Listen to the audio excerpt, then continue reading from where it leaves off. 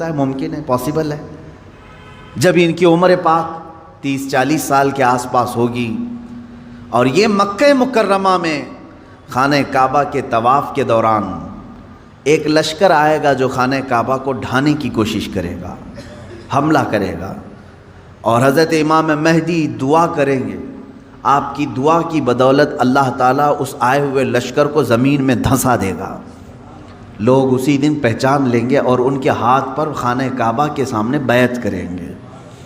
اب یہاں سے امام مہدی کا ظہور ہوگا، لیکن اتنا آسان نہیں ہے کہ سب مہدی مہدی کرتے ہوئے ان کے پیچھے چل پڑیں گے، بلکہ ان کے جانی دشمن بن جائیں گے وہاں کچھ لوگ جو ان کو قتل کرنے کی یا ہلاک کرنے کی کوشش کریں گے۔ امام مہدی اپنے متبعین کو لے کر ملک شام کی طرف چلے جائیں گے۔ اب ملک شام وہ ہے جس زمین کو میرے آقا صلی اللہ تعالیٰ علیہ وسلم نے ارشاد فرمایا یہ حشر کی زمین ہے، یہ حشر کی زمین ہے، سارے لوگ ہانکتے ہوئے ادھر ہی لے جائے جائیں گے۔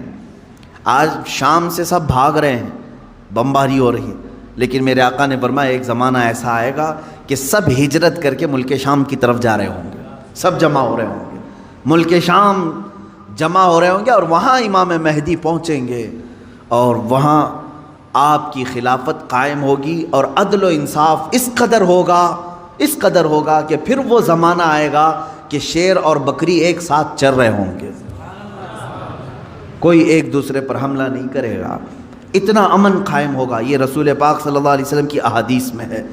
اب امام مہدی کی امامت کے دوران وہ فجر کا وقت ہوگا جب حضرت عیسیٰ علیہ السلام آسمان سے اتریں گے اور جماعت کھڑی ہونے والی ہوگی، قائم ہونے والی ہوگی۔ حضرت عیسیٰ علیہ السلام ایسے اتریں گے جیسے ان کے جسم پر نہائے ہوئے قطرے ٹپک رہے ہوں۔ آپ کو حضرت امام مہدی پہچانیں گے اور آپ کو لا کر کے مصلی کی طرف بڑھائیں گے۔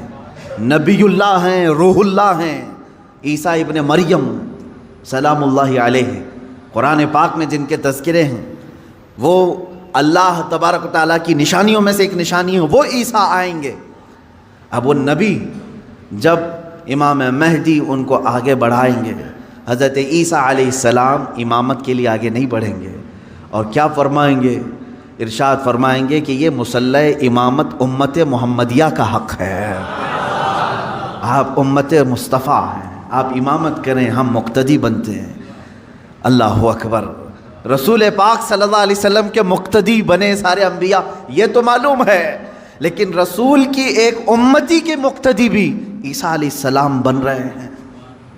میرے عزیزو، یہاں نبوت کا درجہ گھٹانا مقصد نہیں ہے، بلکہ یہاں امت مصطفیٰ کی فضیلت بتانا ہے۔ امام مہدی کی امامت ہوگی، اس کے بعد پھر جو دنیا میں حالات ہوں گے وہ کیا ہوں گے؟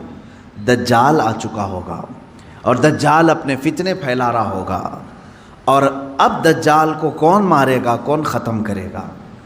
سارے لوگ پریشان ہو چکے ہوں گے، قتل عام کر رہا ہوگا لوگوں کو، ایمان والوں کا، جو اسے خدا کہے اسے چھوڑ دے، اور جو اسے خدا نہ مانے اسے دونوں پیر پکڑ کر چیر دے یا گرم کھولتے ہوئے تیل میں ڈال دے، ظلم و ستم کی حد کر دے گا۔ کچھ لوگ ڈر کر کے کفر کر دیں گے، شرک میں مبتلا ہو جائیں گے، اور کچھ ایمان پر قائم رہیں گے، لیکن یہ زمانہ زیادہ دن تک نہیں چلے گا۔ حضرت عیسیٰ علیہ الصلاۃ والتسلیم کے نزول کے بعد عیسیٰ علیہ السلام کی جہاں تک خوشبو جائے گی یا ہوا انہیں مس کر کے نکل رہی ہوگی، تو وہ ہوا دجال کو جیسے لگے گی وہ پگھلتا جائے گا، جیسے موم آگ کی گرمی سے پگھلتا ہے، دجال عیسیٰ علیہ الصلاۃ والتسلیم کی دوری کی ہوا سے ہی پگھل رہا ہوگا۔ یہاں تک کہ مقام لد ایک جگہ ہے، اسرائیل میں ہے وہ آج، اور دنیا کا بڑا ایئرپورٹ انہوں نے وہاں پر بنایا ہے، مقام لد کا ایئرپورٹ بھی بنا ہوا ہے، اور حدیث پاک میں ہے عیسیٰ علیہ السلام مقام لد پہ اس کو اپنے تیر سے نشانہ بنائیں گے اور قتل کر دیں گے، اور امت مصطفیٰ کا یہ آخری فتنہ بھی ختم ہو جائے گا۔ اب اس کے بعد کیا ہوگا؟ وہی آیت جو میں نے تلاوت کیا، اللہ نے فرمایا هو الذی ارسل رسولہ بالہدی ودین الحق لیظہرہ علی الدین کلہ وہ اللہ ہے جس نے اپنے رسول کو دنیا میں بھیجا ہے ہدایت کے ساتھ اور دین حق کے ساتھ، اس لیے کہ اس رسول کا دین پوری دنیا پر غالب آ کر رہے۔ اب یہ دین غالب آئے گا دجال کے خاتمے کے بعد امام مہدی کے ہاتھوں سے۔ ہر ملک یا ہر سلطنت جہاں کہیں تخت ہوگا وہاں پرچم صرف اسلام کا لہرا رہا ہوگا۔ وہ زمانہ آئے گا، وہ غالب ہو کر رہے گا دین۔ اور اللہ رب العزت نے یہ ارشاد فرمایا ہے کہ تم پر کسی اور کو پھر اللہ غلبہ نہیں دے گا۔ یہ زمانہ بھی کافی سال تک چلے گا، لیکن اس غلبہ اسلام سے پہلے کیا کیا ہونا ہے وہ بھی تو ہمیں جاننا ضروری ہے۔ آج کے وہی حالات ہیں جو مجھے اس گفتگو پر آمادہ کر رہے ہیں۔ میں نے بات تو کہہ دی آپ کو، حدیث کی روشنی میں بتا دیا کہ اسلام غالب آئے گا پوری کائنات پر دجال کے خاتمے کے بعد اور امام مہدی کے ہاتھوں سے۔ اب یہ دو بڑی نشانیاں حضور نے فرمائی، ایک تو حضور کی آل میں سادات میں امام مہدی پیدا ہوں گے، دوسرے کہ دجال آئے گا۔ یہ دونوں کا زمانہ ایک ہے۔ یہ کب ہوگا؟ کیا اس سے پہلے کچھ نشانیاں ہیں کہ دجال آنے والا ہے؟ میرے عزیزو، ہم سے زیادہ نشانیاں یہودی پڑھ کر کے انتظار میں ہیں، عیسائی پڑھ رہے ہیں۔ ایک بات یاد رکھیں، دجال کے دشمنوں میں ہم ہیں اور عیسائی ہیں۔ وہ دجال کو بھی اپنا دشمن سمجھتے ہیں عیسائی، وہ اینٹی کرسٹ ہے، عیسائیوں کا بھی وہ دشمن ہے، لیکن یہودی اس کو اپنا مسیحا سمجھتے ہیں۔ وہ کہتے ہیں ہمیں نجات دلانے والا، ہمیں پوری دنیا میں غالب کرنے والا۔ جیسے آج ہم حدیث پاک پڑھ کر کے کہہ رہے ہیں امام مہدی آئیں گے اور پوری دنیا میں اسلام غالب ہوگا۔ یہودی یہ کہتے ہیں لوسیفر آئے گا یا دجال آئے گا، جس کو وہ مسیحا کہہ رہے ہیں، اور وہ ان کو نجات دلائے گا سارے ظلموں سے اور پوری دنیا میں ان کی حکومت قائم کرنے میں ان کی مدد کرے گا۔ اور اس لیے دجال کے آنے سے پہلے جو جو نشانیاں ہونی ہیں یہ یہودی خود کر کے دکھا رہے ہیں۔ کیا ہے؟ بڑی مقدس کتابوں میں یہ باتیں لکھی گئی ہیں۔ دیکھنا دجال کے آنے سے پہلے دنیا میں ایک بڑی علامت یہ ظاہر ہوگی کہ دنیا حق کو باطل بنا کر پیش کرے گی اور باطل کو حق بنا کر پیش کرے گی۔ یہ ہے آج سچ کو جھوٹ میں تبدیل کر کے دکھا دیا جائے، شعبدہ بازی، اور اچھے خاصے لوگ بھی، پڑھے لکھے لوگ بھی اس کو جھوٹ سمجھنے لگ جائیں، یعنی سچ کو جھوٹ بنانا اور جھوٹ بات کو سچ سمجھانا۔ یہ اس کام میں اگر سب سے زیادہ مہارت کسی کو ہے تو یہ دجالی میڈیا کو ہے۔ میڈیا آج دجال کے آنے کے راستے ہموار کر رہی ہے، اور خود عالمی میڈیا کی بات کر رہا ہوں میں، پوری دنیا کی میڈیا اس میں ملوث ہے۔ ذہنوں کو ڈائیورٹ کر دینا، اصل مدعے سے بھٹکا دینا، یہ کام کون کر رہا ہے آج؟ سب سے زیادہ میڈیا کر رہی ہے۔ میرے عزیزو، سچ بات کو جھوٹ بنا کر پیش کرنا یہ دجال کے آنے سے پہلے ہوگا اور کثرت سے ہوگا، کثرت سے ہوگا۔ یوں سمجھ لیں ایک پرہیزگار متقی شخص کو لا کر کھڑا کر دیا جائے گا اور اسے 100 لوگ بولیں گے یہ چور ہے، چور ہے، چور ہے، اور دنیا سمجھنے لگے گی کہ ہاں شاید چور ہے، دنیا سمجھنے لگ جائے گی۔